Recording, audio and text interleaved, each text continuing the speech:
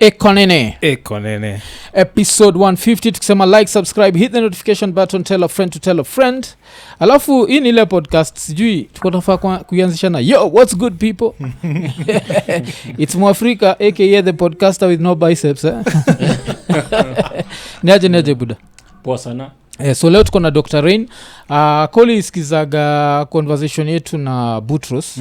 Tulibaki tumebring up juu alikuwa kuna hii video alikuwa amedujia pneumonia which we found to be super interesting. But apart from that kuna best yetu fulani lawyer anaitwa Joy. So kuna time tulikuwa tumebonga juu ya like the Kenyan health system. Na alikuwa anatuambia tunanidi kukutafuta. Unajua. So this has been and that was in like 2021 sindio? Kwa kitambo sana tulikuwa tunabonga juu ya the Kenya health sector. Basa before to dive into hii conversation wacha tubonge juu kitu moja. Kuna fan moja wa Iko Nini ameamua kuanzisha Iko Nini clip or something. And the first thing alianzisha tulikuwa na on TikTok, we ignored it. But Buddha jo saizi uko Instagram ushaanzisha mpaka YouTube saa z. Kuna vile ni guru wa gangster usamanga you are violating. Unajani hawa ni kwa gani premier jo sasa saizi z Buddha jo. So unaelewa jo story ya content creation, like you can be a fan without starting to take the same clips unazikatakata unzeka kwa channel yako intellectual property jo hiyo itusaidii jo. So wacha tu check hivyo but so Dr. Rain wacha tubonge juu vitu kadhaa So kitu ya kwanza lazima tukuulize juu yake kuspia wewe mwenyewe ulitengeza video juu story ni super gonorrhea. how scared should people be? So your story ya super gonorrhea basically first of all it's not like it's a superman or superwoman of the gonorrhea strain. Basically what it means is a bacteria ambayo ni gonorrhea ama it's in Kiswahili is kisonono sindio? Kisonono. Basically your bacteria is resistant to the standard treatment. So gonorrhea has always been a sexual transmitted disease ambayo kila mtu anajua. And also one of those that is treatable, one of the most treatable.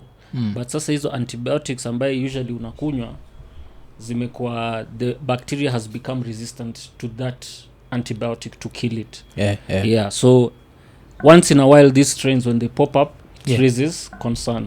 Juu hiyo inamaanisha sasa because gonorrhea ni STI ukipata inaweza create other complications, it can put you at risk of even developing cancers and things like that.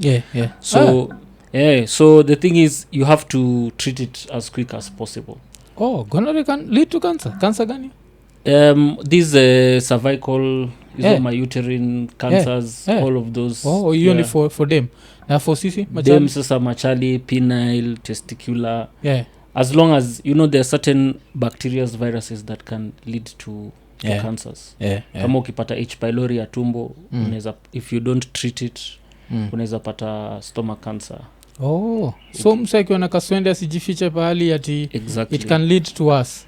So there's that thing of first of all it can also lead to disease, its own complications, na pia in the long term it can also increase your risk of you developing those cancers. Hiyo sikuwa na nini because alafu kitu ile nilifind interesting na hiyo vile time kuna bonga jia hiyo super gonorrhea ulisema vile tuna misuse kitu ka azithromycin for colds because I remember like we've even talked about it on the podcast like back in the days we used to get colds and they'd just go but nowadays inaenda up tukitumia unajua like antibiotics but after hapo jo nitakuwa nikikufa tu nayo because saizi staki nini but so hiyo like how often does someone need to use kitu kama azithromycin like in a year for it to mess your system? They never need to use antibiotics, never. For a cold?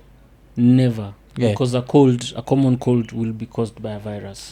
So it's either umeshikwa na influenza, it's either umeshikwa na COVID, or whatever other viral strains, the upper respiratory viral strains zinakwanga. They don't require antibiotics.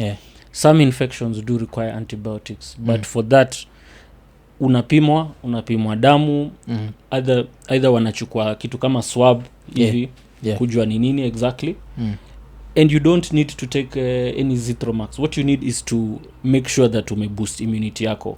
Ndo ukishikwa na hizi homa isikulemee or isi lead to things like pneumonia.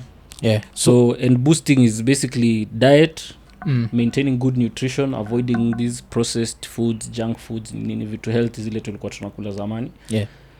It's very debatable where you get healthy food nowadays, but kula healthy, kunywa maji mob, exercise or be active, and then kama kuna vaccines, tumia vaccine. Kama influenza, seasonal flu vaccine unaweza dungwa. That's it. Kuna seasonal flu vaccine? Once a year there is a flu vaccine. And it's because viruses mutate. The influenza virus ni kitu for the longest time scientists wameshindwa kupata tu vaccine moja ambayo unadungwa na unasahau hiyo story kama hizo zingine. So it's one of those things. So every year as because it's mutating so fast, and that's why watu kama kina Bill Gates walikuwa wameongea na scientists walikuwa naweza kupredict this thing. It's not itini Bill Gates alipredict. WHO already knew based on research the way the viruses are mutating, the way we have increased antimicrobial resistance globally. They knew that global threats was 1, antibiotic antimicrobial resistance, and 2, a pandemic of a viral cause, because tuliona na SARS, tuliona na MERS, so they knew it's coming. So every year kuna kuanga na like a new strain, and that's the issue we're having with COVID vaccine now. So mseka mimi muchukia homa kabisa, so neza ishia tu kwa hosi niseme nataka that influenza vaccine. Kama hujadungwa, as long as the hospital iko nayo, because it's not in the government system, hawajai roll out. Vaccines cost a lot of money. So na unajua gava yetu iko na madeni mob. So it's one of those things. Kama unataka, kama the hospital has it, usually private hospitals, some private clinics. Kama mimi being a pediatrician, we have it because one of our things is vaccinating the children. Most of the vaccines are given in childhood. So ni kitu iko tu kwa clinics or kwa hosi. So nini like inaweza kwa kadonga pivi on average? It's not much. I think kitu kama 2k 25 hivi. Cause Zach, like inamaanisha cause inamaanisha basically sa unaweza mwaka bila cold. But you see the influenza vaccine, bora immunity yako iko poa, inakuanga na risk group. So the people who we vaccinate against influenza are usually kids below 6 years. Okay. And then the very very old people, watu ambaye wako 55 and above. Well, 60 and above is old, but 55 and above pia unaweza weka kwa hiyo bracket, because at these ages immunity system yao haiko poa vile. So sisi like adults and whatever and older kids sio lazima upate hiyo influenza vaccine, but the smaller ones it's good to get. So or if you know where immunity yako we ni mtu wa kushikwa tu na mahoma, ama uko na vitu kama allergies which also puts you at higher risk of getting hizi vitu, then it's better udungwe tu vaccine. Because sema mimi ni mtu wa kushikwa, but hiyo nishika at least twice a year and it pisses me off because inanitandika yani, cause kitambo ilikuwaga zile za unajua like inakuja inaisha tu hivyo, I guess because I was more active. So squeeze inakuwaga ile itakam itabidi ni take drugs because nose iko so kitambo nime prescribe just based on that. Kitambo mimi before I even go to telling you or coming and say kuja nikudunge sindano, it's better you start off with the basics. Hydrate, eat healthier, be active. Do that first uone. Unaweza kuamua okay, hii 2023 wacha nifanye experiment. Ufanye hivyo alafu uone vile homa itakuchapa. Kama bado itakuchapa then we can say okay sawa, wacha tuongeze vaccine sasa. Okay, but because I think kwa wase wengi imekuwa hiyo design homa, because mostly kitu wagafani ni mapharmacy ndio kuambia take azithromycin, of course, because I think mi hata nikienda hapo zikuwa zile za maybe natafuta cough syrup ama just need some shit ya kujifanyisha at least nose iko unblocked.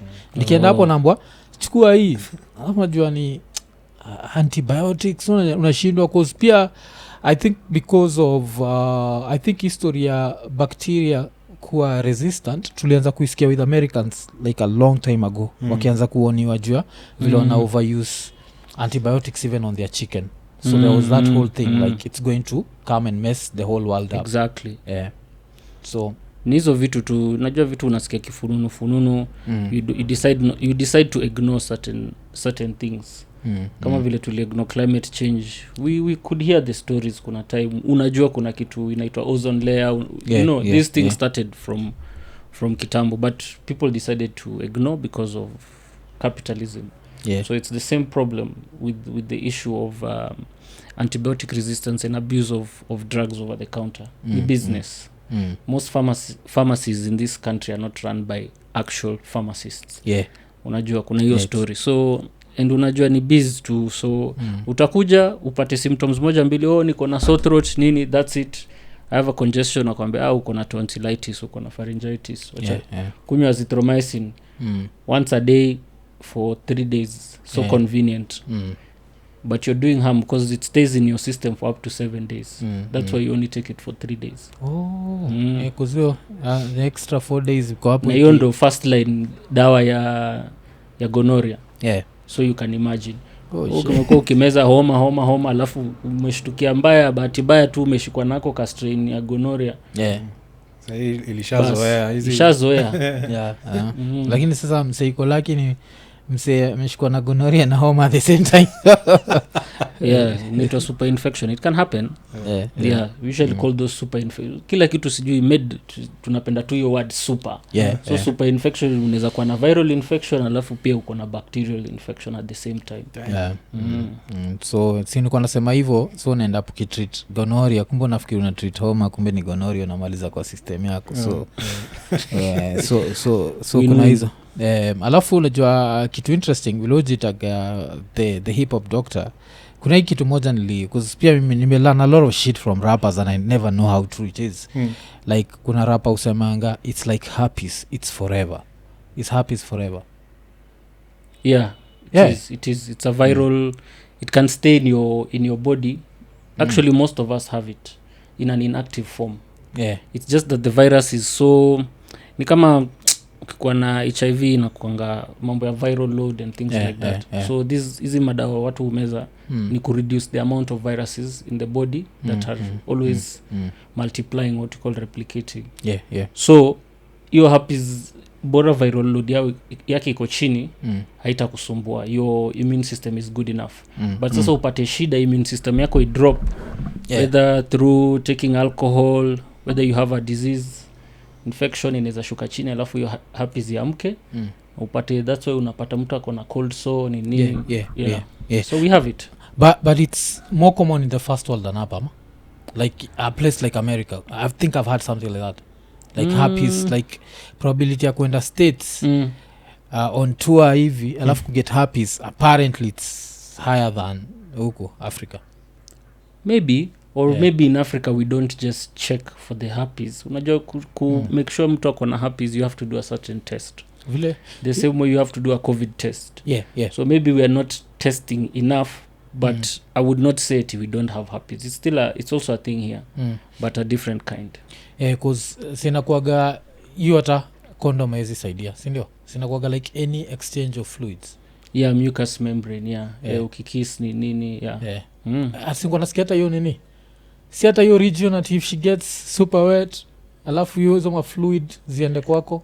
It's just as long as this, whether it's oral, whether it is sexual, the mucous membranes ikipatana, lips, whether it's lips to lips or lips to to whatever organ, unaweza ipata cause yote inatoka kutoka mucous membrane. Cause shida ni hiyo, nikiwa 9 years old niko kunywa dawa ya herpes jazi.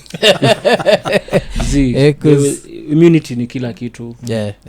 Alafu making sure you know what you're doing, whatever you're doing, you know the person's at least health status, or ni kitu mumeshare nini. Hiyo ni zajua kweli budaje. Hiyo si well kama ni random sasa ni ni hizo. But kama utaki hiyo maisha ya worry about herpes, super gonorrheas and the rest of it is ukifanya vitu zako get to a point, okay maybe mimi naongea juu mimi ni mzee, don't know about youngins of course ni yolo, but I think kuna kwa hiyo age where we live like hata nikikufa na ngono hakuna shida. Then at some point like this is not the one that's taking me down. It's all the brain, because kenye tunajua neurobiology, the front part of the brain is usually what helps us use a lot of logic and not be moved by emotions. So the risk-taking behavior, usually the brain matures, now science has shown, around from 25-26 years of age. So hizo ma age kutoka 18-19 paka 25, if you recall, those are most of the times that you take the most risks. You don't really, you're YOLO about a lot of stuff. Risk-taking behaviors like alcohol, you know, sexual behaviors, risky sexual behavior, vitu kama hizo. It's all because brain bado haiwezi ku actually rationalize, okay, this risk and things. So when you grow older, you'll be able... I think also the fact that our sex drive somehow goes lower with time, I think maybe that helps, because I think like when I was 21 I'd have like random erections, yani siko sure hapo na Wakanda forever nimestayed. Mimi sidhani kama sexual drive ushuka, otherwise atakuwa na mubabaz na mayagi. Mimi naona wanaume, I can't say sexual drive, but what we know for a fact is that our sperm count over the years has been dropping almost by 1% every year. And that's accounting because of one lifestyle, sana alcohol, obesity and smoking. Ndio cause sperm count, everyone is having issues giving birth. Alafu vitu zingine ni vitu kwa environment hivi, plastics, plastic bottles, especially hizi soft plastic bottles, zinakuanga na ma chemicals huko ndani ambayo they actually lead to cancers. What do you mean by that? Like which plastic? But hizi za soda lakini hizo kwanza hizo za soda. Hizi hata there's two types of plastics that can give you, it's basically zinakuanga na kitu inaitwa endocrine disrupting chemical. So hizo chemicals, what happens is that they go and bind with a certain receptor ambayo inactivate na hormones zako, usually the steroids, hormones, vitu kama testosterone, hizo zingine kama estrogen and the likes. So ukitumia hizo vitu zinaitwa phthalates, what makes soft plastic. So hizi macontainer, wacha hata nikusurprise, hizi macontainer food wekwa hizo unafungiwa nazo chakula moto, hizo ndo hizo maplastics. And then water bottles, hizi soda bottles, zote, anything plastic that is you can squish it, iko na kitu inaitwa phthalates, that's a chemical. Then there is the hard plastics, which inakuanga na kitu inaitwa BPA. Sijui kama umesikia BPA ama umeona bottle imeandikwa BPA free. So hiyo inaitwa bisphenol A. It's a chemical used to harden the plastics. It's usually on toys za watoi. Zingine zinakuanga, before zilikuwa on the feeding bottles, hizi za milk, juu ina make plastic hard. So then later on wakadiscover kumbe hizo ina disrupt chemicals. Watoi walikuwa wanaanza kupata shida, slow sperm counts, nini, endocrine, wanashukua na vitu kama hizo. And even sometimes ADHD disorders. But hii ni scary joke. So ati sifai kuodaga dishi kangu tu kwa ile plastic. So avoid it by all means, because plastics is a big industry. Hiyo ni kitu nimerealize, like if we start saying ban this, ban that, because hakuna alternative. Well, plastics bottles kuna alternative. Kitu poa, what would be really good, and we are actually a country that was actually a recyclable prone country, was when we had the glass bottles za Coke. Okay, bado ziko, but tunafaa kuregesha hiyo culture. Hiyo chupa like za glass ki 1 liter, ki 1 liter, ki 500, uko na yako, uko na crate yako ya whatever kwa nyumba, unaenda una exchange, because that glass used to be crushed, recycled, comes back. We had, you can imagine if we just eliminate that and we go back, because it's worked before, then plastic bottles pia tuta reduce. And then also soda unakunywa at the risk of getting all these chemicals that lead to cancers. You know, these are all studies na research inahitaji maganji. I'm sure if we do studies on this, you will be surprised. That's one of the reasons why our cancer whatever has gone up. But until we do our own, because that's the case in other countries, but till we do our own, hatuwezi jua for sure, and that's where the industries are riding on that. It's like hakuna evidence kuonyesha kwamba hii kitu ilikuwa interesting sana. niko na cheki ilikuwa ni documentary ya Michael Moore. Michael Moore ndiye alikuwa certain documentary, sikumbuki jina, but ilikuwa interesting kucheki ati watu wa France wengi by the time wako 7 years old hakuwa anajua Coca-Cola ni nini. Like Europe wana fight sodas kabisa. This is vile tumeembrace as part of our culture, part of all that. Inakuwa ni watu walikuwa na nyuri ya mazi obesity. America, and they were seeing what was in the US. They were seeing how obesity has just crippled their nation, like even in terms of productivity. Because obesity leads to all the diseases, you name it, from cancers, high blood pressure, diabetes, zote, any disease you can think of. Obesity will increase the risk.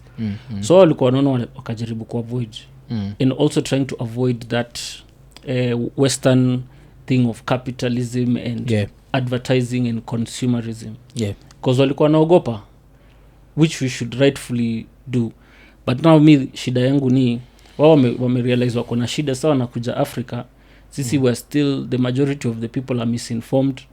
You know, people don't understand that you drink one, ukikunywa hiyo soda tu moja, you've already as an adult your sugar intake for the day is over.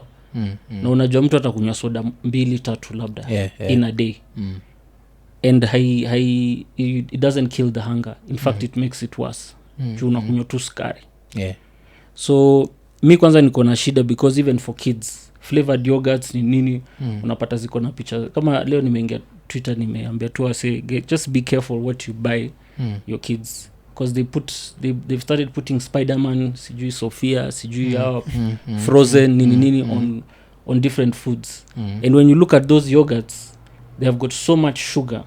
Hata hiyo akikunywa tu moja, 1 cup of that yogurt ama ile flavored milk, their sugar levels zimefika for the day.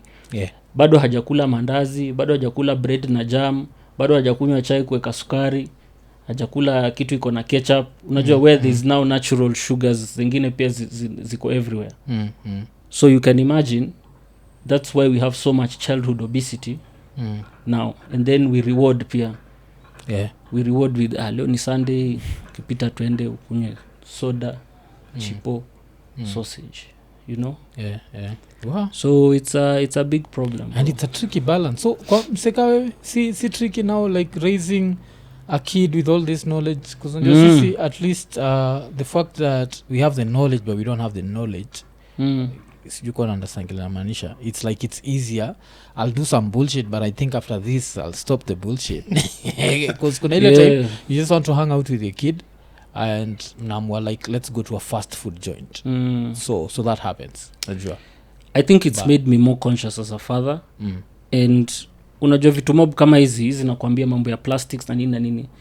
Even the way we are taught in medical school, zinakuwa brushed over. You don't really go deep into it. Unajua tu, and then after that unasahau hiyo story.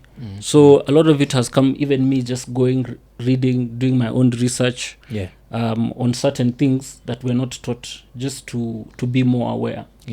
You know, so but of course kwa mtoi sasa I'm more conscious about na more exposed to what na nini.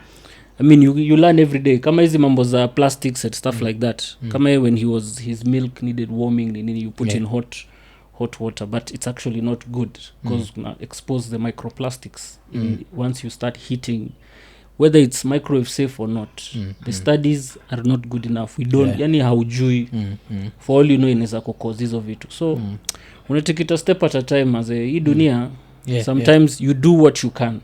So if now you know, avoid it. Ukijua sasa plastics, okay, sitakunywa kwa plastic bottle, maybe imagine takunywa kwa glass bottle. I have a jug or a drink from a glass. You know, so taizima basically plastic cups, because a lot of us grew with those like plastic cups in the house. That's not a good idea. So even for mtoi nafatu kutumia clay bado. The ceramics, clay. But of course watoi bana, what you can do is try and get there are different qualities of plastic. So zile plastic zinakwanga okay, we are trying even in our industry to produce good quality, but of course the higher quality the more expensive. So again kama huna hizo ganji sasa mtu kama hezi afford hiyo ambaye sijui ni BPA free and whatever hiyo inaenda so tatu alafu kuna kikombe ingine anaweza kupata na 20 bob utabuy what you can afford, and that's the same problem that black people have and marginalized people have in the US where they have that high burden of disease, not because they want to, but because the food that they can afford is fast food, unhealthy food. Then they become the most at risk. So at the same time here, those who are below the poverty line, which is a large number, they're going to be more at risk. So Alpha Junior says go hold ako 14 months now. Iko 14 months. So hajafika hiyo age ya kwanza kufight na age ya soda na vitu hizo. So here's the thing, if you can try feed your child until the age of 2 healthy food and avoid sugars and processed foods, then you're good, because what happens is, well, you're good or it's good enough.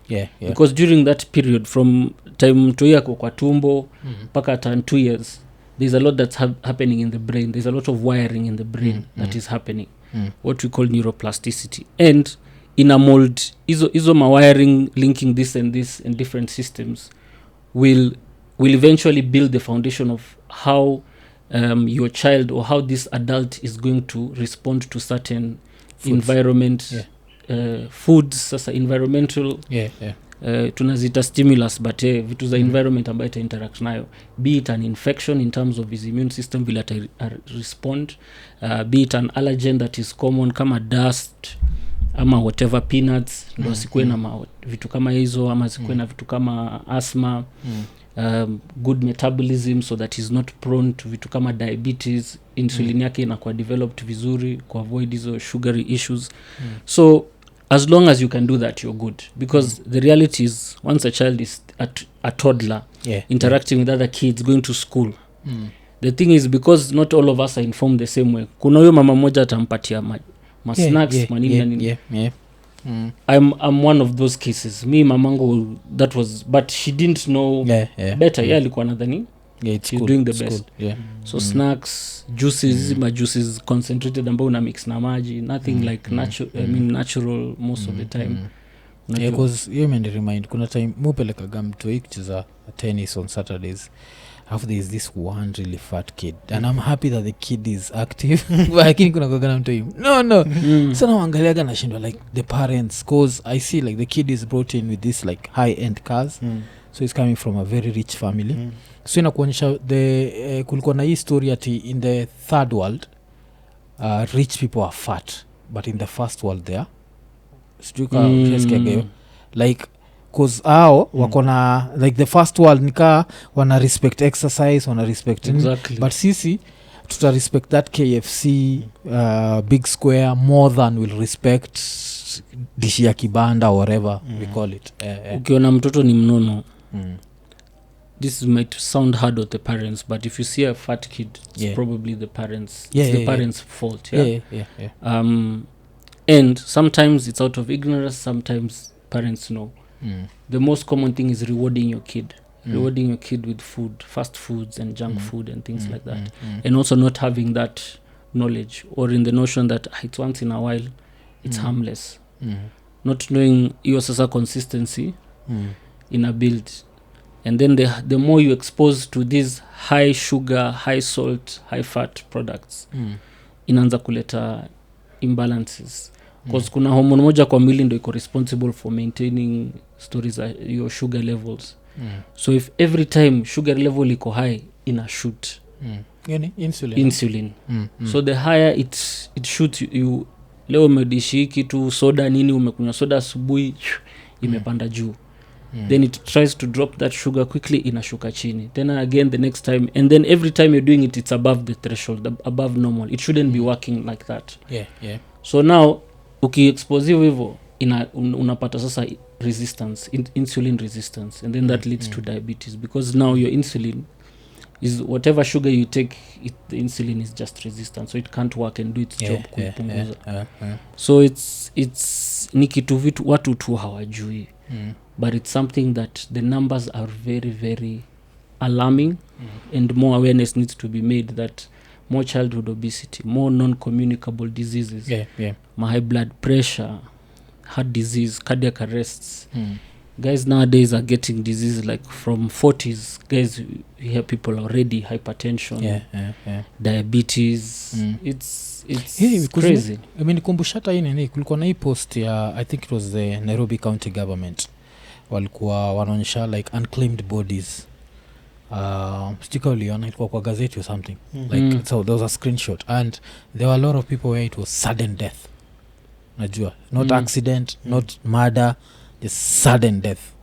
And nafikiria that has to do with just ile like underlying health conditions ama sudden death inaweza kuwa maybe sudden death inaweza kuwa vitu more, but also how did they know that okay, unless imefanywa na na coroner or whatever the pathologist there they've ruled out it's a sudden death, but sudden death can definitely be different things. Most of it is either a clot, kitu inaitwa embolism in the lungs, which can happen if you're obese. It can put you more at risk.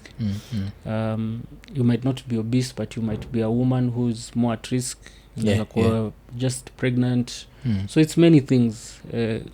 Of course, obesity, heart disease, can get a cardiac arrest and you die. Alafu isn't any these juices that we buy? Sukari mob too. Sukari mob. Hasn't a difference na soda? Well, soda definitely is the king of sugar. Kwanza I really don't know why. Unajua vitu zingine tu ni for formality. Like Coke has a Coke Zero.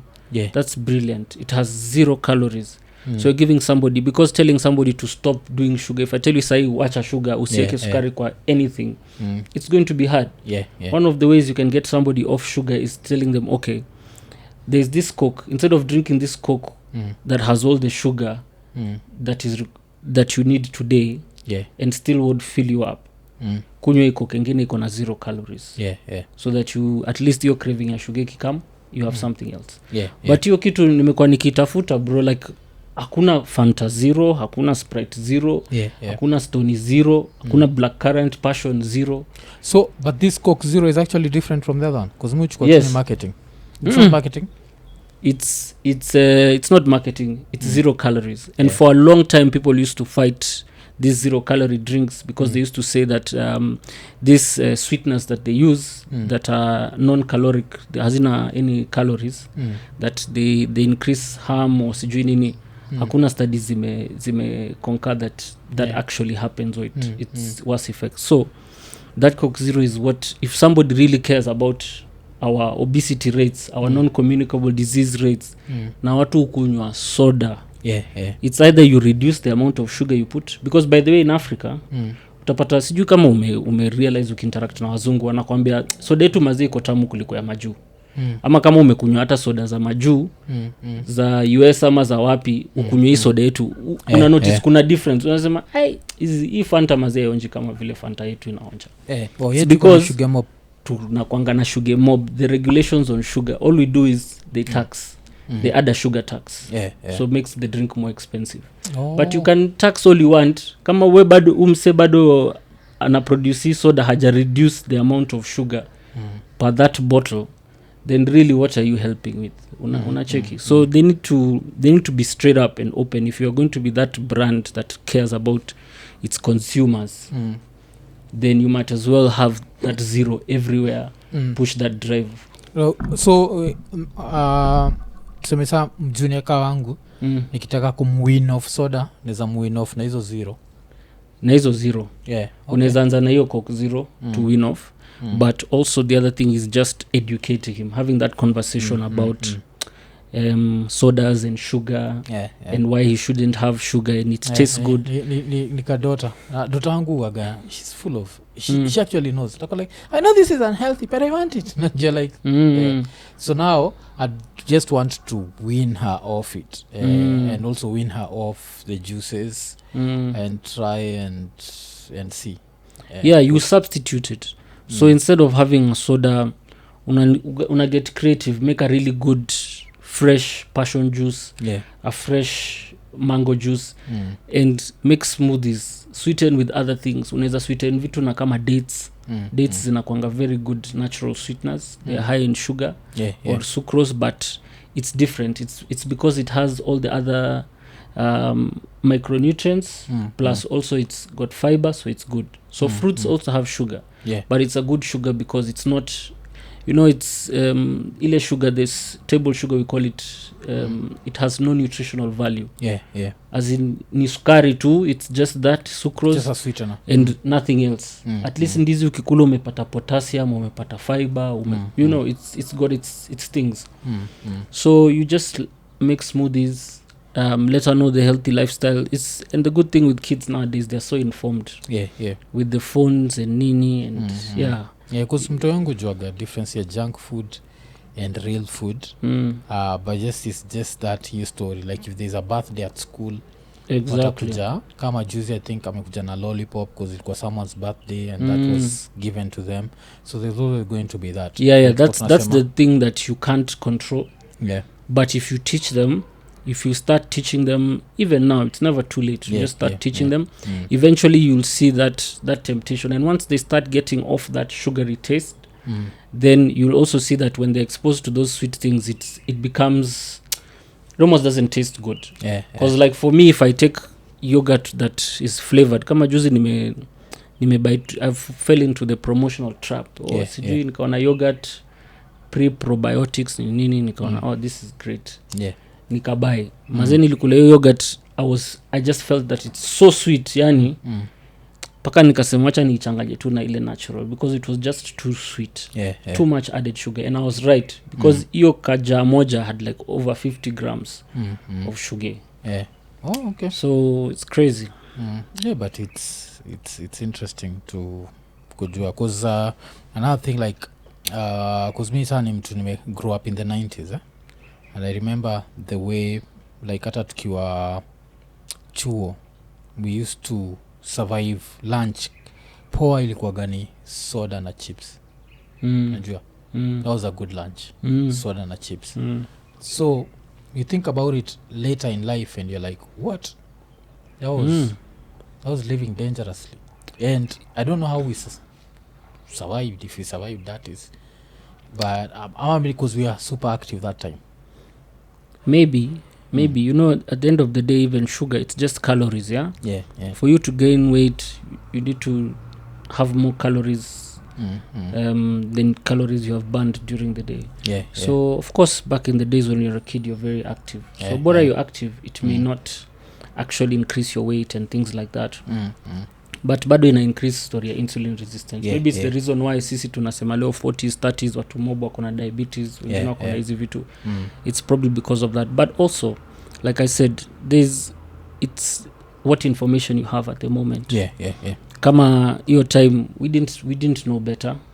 We didn't know sodas are so bad. Well, wazazi watakwambia usikunywe too much or whatever, but that was about it. So even right now, it's one of those things. Probably your child right now, when she's 30, 35, research or new science will show, by the way, mbona nilikuwa nalishwa hizi stuff na baba yangu, or whatever. Why did it's, you just do what you can with the knowledge you have in the present, and do the best you can with based on that information.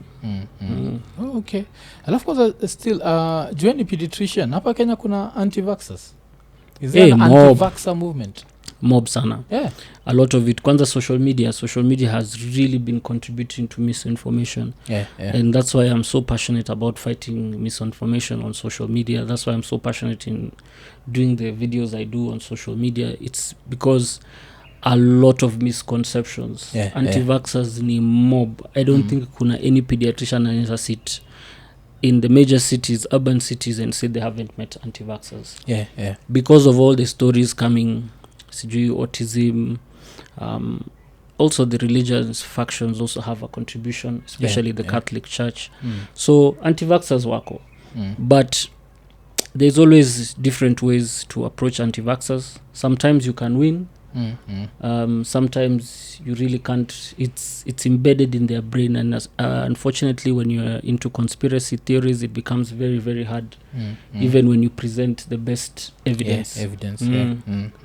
Because imenikumbusha like at the height of COVID there was this anti-vaxxer who's my friend on Facebook who alikuwa anti the COVID vaccine.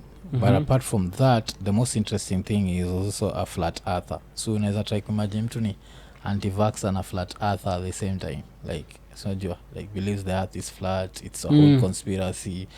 Alafu kitu kwa interesting ni yeye mwenyewe ana work in Qatar. So niko namuuliza hii navigation inakunavigate kikwenda pale, it's like a straight line, yani unajua try kureason na mtu but the internet will support any opinion that you have. Like leo kiamua red is blue, there's going to be 1,000 people with you, yes red is blue, we've been cheated for a very long time na vitu kaa hizo. So sikuwa nafikiria Kenya iko so sio inamaanisha they're putting other kids at risk kama like because if your kids are not vaccinated. Nikuulize juzi tumekuwa na measles and mumps outbreak. Why do you think we have a measles and mumps outbreak? Okay, one is COVID will contribute kidogo.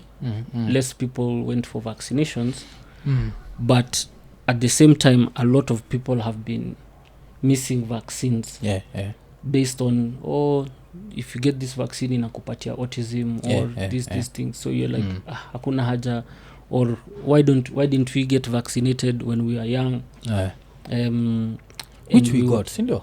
Some of them were not developed. Them were not developed. Like back in the days people just used to be fine with the immunity.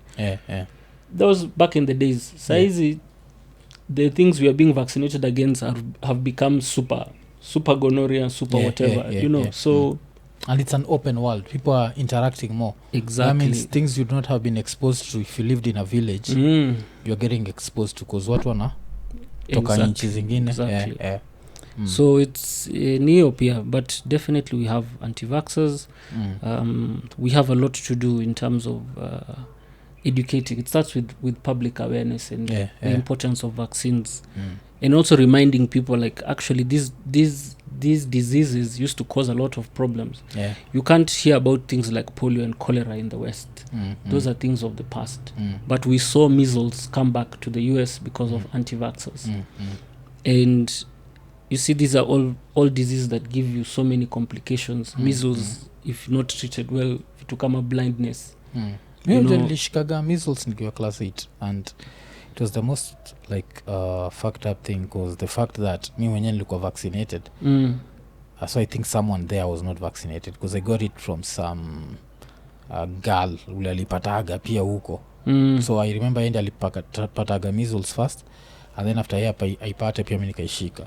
And that shit was horrible najua, but of course I think because I was vaccinated that's why it didn't mess me up vile because yeye ilimsumbua more than mimi. But still for that like 1 week or whatever it was high. That's why it's important to vaccinate a large number of people so that, and that's what you call herd immunity, so that the other people who haven't been vaccinated or missed, usually it has to be a small percentage, they're safe. And that's what people are trying to achieve pia with the COVID vaccines. Wanajaribu at least kuvaccinate wase mob. And that's what's been happening. Wale kidogo wamevaccinate and then it will create this kind of herd immunity where you become protected. That's why polio, nini, all those campaigns they do them. Because I remember pia nikiwa seko tulikuwa na kijana tulikuwa tunasoma naye who had polio nacheki. Like he literally didn't have his legs because of polio. So when you see these anti-vaxxers of course you get annoyed because of that because you're like unajua pia ni unajua it's either later millennials or it's Gen Z. Kuna watu wajai kuna polio hata mimi like it's very, if you see a person with polio they're probably old right now. Very old, either ni wazee sana or in that age bracket or from a very unajua those places in mashinani where it's very hard to reach to get to access to medicine like vaccines. So ukiona hizo vitu when you see, and then for us it's even worse. So for me as a pediatrician I get even more frustrated because at the end of the day you get to see sometimes tu wanakuja wana admit, you have to admit this baby with pneumonia na unajua sasa hiyo kitu most likely because you didn't get the vaccine ndio imepeleka mtoto wako mbio hivyo. And then now you're seeing hiyo sio poa, like you're not being fair to your child as a parent for putting. So when you go through when you see those things and then somebody is telling you I don't want to be vaccinated, it you really need to sit down and first of all you have to be calm and then just try to explain to them as much as possible mpaka umefika ile mwisho ambaye mtu amekataa, then you're like okay fine, I have explained. The funny thing is the adult, whatever I understand, hii watu ndio niko na shida na hii measles, tuberculosis, like kids are not getting tetanus, kids are not getting these basic vaccines cause parent ameenda online akapata watu wamesema it's Bill Gates trying to control the world. Nacheki. So exactly. Kwanza mmoja ambaye umeniremind tu paka ina newly a vaccine HPV, the human papilloma virus vaccine. When you get that virus, si eti kila time ukipata or kama umeget utapata cervical cancer, or if you don't have it you can't get cervical cancer because there are other things that can lead to cancer. Like I explained to you mambo ya endocrine, hizo vitu ziko kwa plastic, hizo inaweza kupatia cancer. But when you get that HPV virus, the risk uko ma 80-90% risks almost of acquiring cervical cancer. So it increases your chances. Na wewe ukicheki wale watu, like personally I've had my family die because of cervical cancer. The other day we had a very very national renowned journalist who passed on to cervical cancer. Majuzi. Tasavuli. And boys are carriers. It can also lead to them into getting cancers as well, boys. Girls are the ones who get it because the cervix is usually one of the places that it really can happen, and at an older age. So when somebody starts going about this, these guys go ahead, bring us the vaccines, the West, nini, propaganda, nini, and there's science to prove it, to show that when you give this in a reduce, that usually just rubs me up the wrong way. That's why I'm always fighting people on Twitter, nini, tunapelekana mbio sana na hiyo story. But saizi unasema watoi ni wengi wale wako vaccinated according to you as a like tumeanza, it's it's that vaccine also CT imekuja kitambo sana.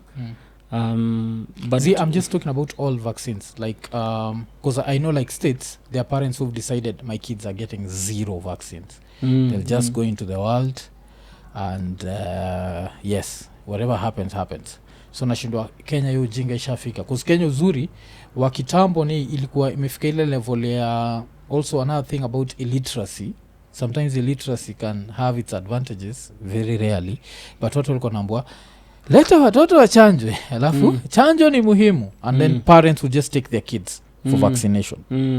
But now came the internet ikakam with a lot of misinformation. So now you have educated people who've decided our kids are not getting vaccinated, especially in America. So ndo nakuuliza, is it becoming a thing hapa Kenya mazi? A lot of conspiracy theories, your lack of trust. It's usually vaccine hesitancy is usually a lot of that. When you don't when you don't trust your government or believe in your government has done things. Also, when your government has had a bad past experience, kama the situation in the States where guys got vaccinated. The Tuskegee experiment. Exactly. So when you have that, of course it's easier for you to fall into a conspiracy theory. In Kenya, of course, you know we don't trust anything with our government, so it becomes very easy for you to fall into that trap. But everything you consume from the internet, so misinformation is the next biggest problem. Because for me now, you need to understand levels. Sisi kama scientists tunakwanga na evidence pyramid, where a study can be done, but we know that evidence, how much I can rely on that evidence has its limits or has its limitations. So the evidence pyramid goes from bottom to up, and one of the places in the bottom, the information that we have derived from the internet, YouTube, social media, and all that stuff. And then the next one is when there's a case study. Tuseme hapa tu Kenya nikikuwa na hosi yangu niseme okay, mimi ni gynecologist na nimefanya CS kama 100. And out of those 100 CSs I did, 30 of them had this and this condition. That's a case study to say okay, it's possible that the women nini, but it has its limitations. Bado iko huko chini. tukisema okay, but those are your patients in your clinic. How many were African, how many were Caucasian, how many were of Asian descent, because it could affect this. Or how many come from or are born in the western part or this part and that part. So you have to factor all of this. So he needs to do something better. Alafu atafanya another kind of study. So unaenda juu paka unafika huko juu, unafika vitu kama meta-analysis na nini. So whatever you consume on the internet, as long as it doesn't have a source to some strong scientific backing, and sometimes it's easy to fall to that trap. Because mtu ateka tu, this research has shown, na kweli labda mtu alifanya study fulani akaconclude ukimeza dawa yangu HIV hutapata. But can you broaden that scope? Can you make sure that you've mtu kutoka Argentina, kutoka Africa, kutoka India, kutoka wapi and still prove you've got the same results? So those are two different ways to go about misinformation. Alafu because talking of Tuskegee, because you the Tuskegee experiments, these were experiments done in the 70s in America still. I can't really remember the time. 70s in America, black people were intentionally infected with syphilis. The syphilis was left untreated, and then they'd look at how the black people would react with that. And now the funny thing about this is also like everyone has their own conspiracy theory. So as much as I'm not an anti-vaxxer, I've always had my conspiracy theory of AIDS did not spread in Africa organically. I don't know if you think I'm also full of shit because of that. And the reason why I think that, what I'm putting reason yangu ndio ubaki may counter, is AIDS in the 80s go through all the media articles in America. It was classified as a homosexual disease. That's okay. It was most common amongst homosexuals. It came in Africa and ravaged us. I don't think my grandmother was as liberal as that woman who used to go to a Beatles concert. I don't think she was as liberal as tunakunga like at the height of rock and roll. Kulikuwa na orgies like in places like America. People just openly fuck. How does such a disease? Because Kenya that time lazima mtu avuliwe nguo, avuliwe kamisi, alafu avuliwe ngodha. Hakukuwa na siku za komando. People are not just walking without panties. You try and imagine this thing went through Africa so fast, every part of Africa, every part of black Africa. But of course the North Africa has affected. Alafu you look at something like Ebola, which is much more dangerous because we need kuvua mtu na haiku cross over to Kenya as easily as HIV. So I felt like those numbers were too high for sex. And people are not fucking as much as right now. Right now, people are fucking a lot. Right now, I think maybe right now it's a lot, but I feel like it's always been there in Africa, yeah. And kitu haiku to umiza is probably because back in the days there wasn't much. The ones that you'd get are treatable. Kulikuwa na antibiotics. By the time it was the 80s. That's not about AIDS specifically. So one of the reasons is basically this. Is because of the way that virus was replicating and how it was mutating. Two is that antiretroviral drugs had already started being developed. By the time it was late 80s, 90s, there were drugs available. And people had access to them in Europe and in the US. They were still very expensive, but people had access to them. So when you are taking your antiretrovirals, you reduce your viral load. It won't spread as fast. Sisi, the whole reason, it's good you've brought it up, the reason why there is something called PEPFAR or US aid or the president's what fund of its response to AIDS, it's called PEPFAR. The whole reason that thing happened and antiretrovirals came to Africa is because Pfizer had produced the first antiretrovirals and they owned intellectual property. The Indians, once HIV started hitting and ravaging Africa, India, the Indians developed actually Cipla, developed the generics that was going to be much cheaper because it was in the hundreds of dollars and then they were getting a pills due to $1. No, so Africans could afford it. But kulikuwa na vita between them because if they did it, they'll get big pharma will attack. So it took a lot of intervention, took a lot of activism for people to realize the big problem because it got to a point where sasa Africa was was overwhelmed. Watu walikuwa tu wanakufa. So it became a humanitarian crisis, a lot of pressure. Then that was found. Then generics started coming from India through the president's fund in the US. So that's one of the reasons. So according to you think this thing was organic? Because one of the reasons pia muangalia ni if that time movement was so hard. Because right now I can be in my house, sindio, and I'm talking to a girl in Mombasa. And as soon as I'm in Mombasa, a few hours later we are both naked. Checky. Back in the days, you could only fuck around your village. Like it was so hard to fuck outside your village. So for a disease to affect every part of Africa. We come from polygamy, kumbuka pia. Tuna come from polygamy, but how many of those people are traveling? Like right now, if you go to a lot of African families, they have very few people who've gone outside Kenya. They've only come to Nairobi, and they've only... It's the 80s, guys started traveling, urbanization was happening. There was no awareness about HIV AIDS. People didn't know ukipata AIDS, condoms, those things. People didn't know about all that stuff. So that's why it spread the way it spread. It's kind of like how COVID spread the way it spread in the West. And unaweza kusema, why is it that Africa sisi hatukushikwa na COVID hivo? Because COVID nimuangalia because ni kitu ya acha naishika but lazima nikuvue na nikuingie na as a man it's not even 100% guaranteed that I'm going to catch it.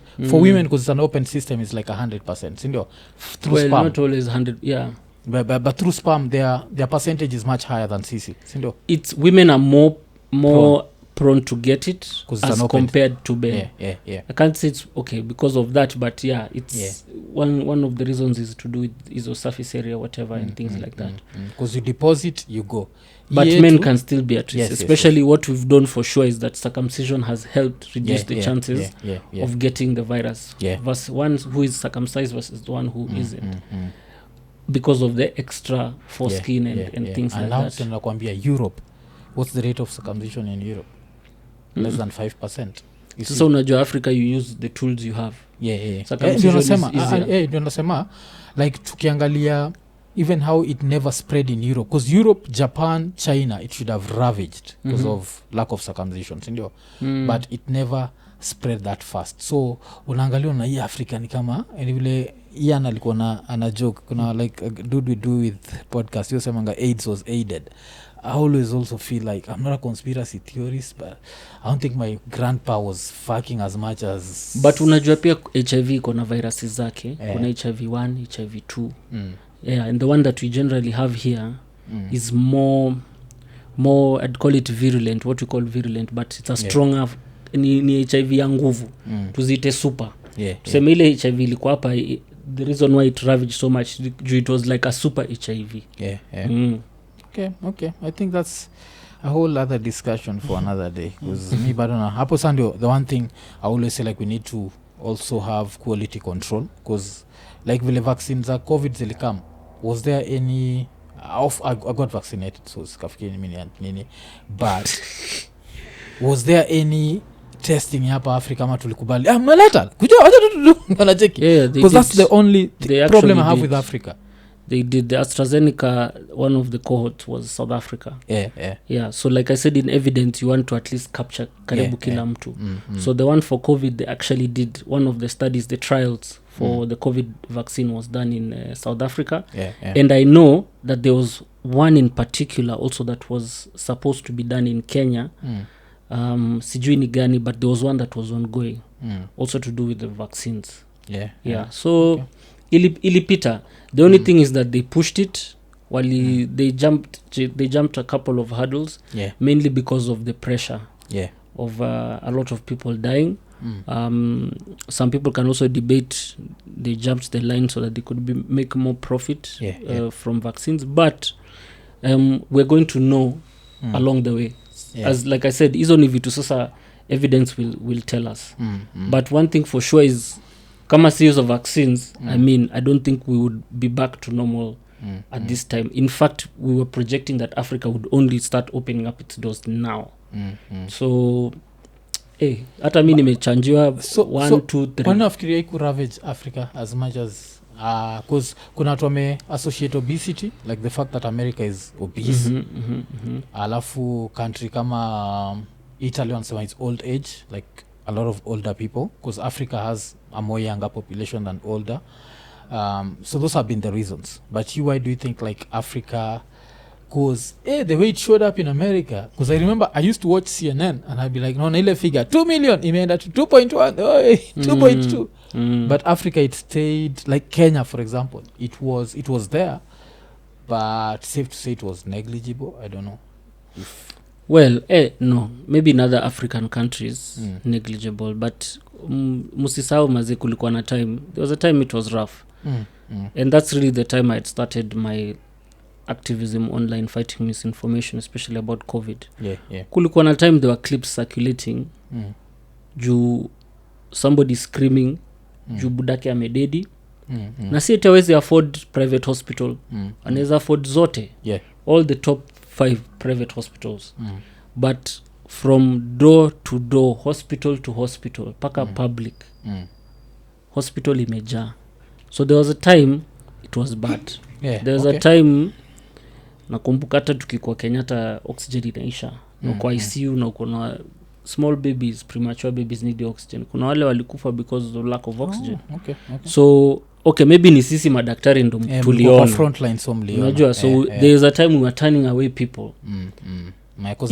even friends calling you, it's COVID was bad. Mtu anakupigia na kwambia maze buda anahitaji bed ICU, na hiyo ni boys wako, wewe ni daktari, you are trying your best kusaidia mtu lakini hakuna. Because it's the funny thing about me, like I know 3 people from my high school who died because of COVID, but outside those sijui mtu mwingine. So now I understand the people who never knew anyone who died, because kuna moja alikuwa Brito, kabaki amededi huko, anaitwa Nicholas, bwana rest in peace. Alafu kuna moja alikuwa kwake and just on a Sunday after could not breathe, kwa Mosoti, I think those. Alafu watatu ni nani jo, hiza jo nimekusahau. That's the worst thing about life, like life is for the living. So ukidedi watu kusahau, so there's one person nimeforget, but yes, there's that. And then now ikikam to hizi vitu zingine zote tulikuwa tunaijudge na WhatsApp groups, so like kuna mtu amekufa hapa kuna mtu amekufa na kai kitu si unacheki. So there's always also that where it's like there's no one here who's died, so we are good. No, si tulikuwa na machungu, a lot of doctors, because we could see it on the ground. We saw the risk, a lot of us were afraid. So US, it ravaged US, Europe, US, Spain, Germany, Italy. It was bad. And I can't say people in Italy are obese, but everybody has their theory. Kulikuwa na ile cold theory, which is true that viruses thrive in cold environments. They kind of thrive, but it's also the issue of the rapid mutation of this virus. Me personally, I think yes, it could be warm, but I think it's the hygiene theory that we are more tuko na ka strength flani, unajua, because we don't get overly vaccinated, all of those things, our immune system itself inatusaidianga kidogo, you know. And that's, I think, one of the theories. The other theory is that maybe the warm, but siwezi kusema sana, but once Omicron came, because we were not vaccinated, we ended up having, because ukipata hiyo COVID, you become, after you get COVID unapona, because kulikuwa na time kila mtu alikuwa ameshikwa na homa, especially when Omicron came. Alpha nini Delta ndo ilikuwa inatumaliza, it started killing a lot of people, and then now the Omicron became mutated into it spread so quickly, and it's still the most common strain right now. So when everybody got that homa, we built our immunity. Plus it was also around the same time vaccines zikaanza kukam, and there was a scramble for vaccines. After kila mtu alikuwa amechanjwa, of course, the white people, and then sisi ndo tukapata bakshishi na zingine hata zilikuwa zina expire, all that stuff. So that kind of contributed. And it's rising again, by the way. China na US pia imeanza kupanda, so there's a lot of questions. Would you support another lockdown?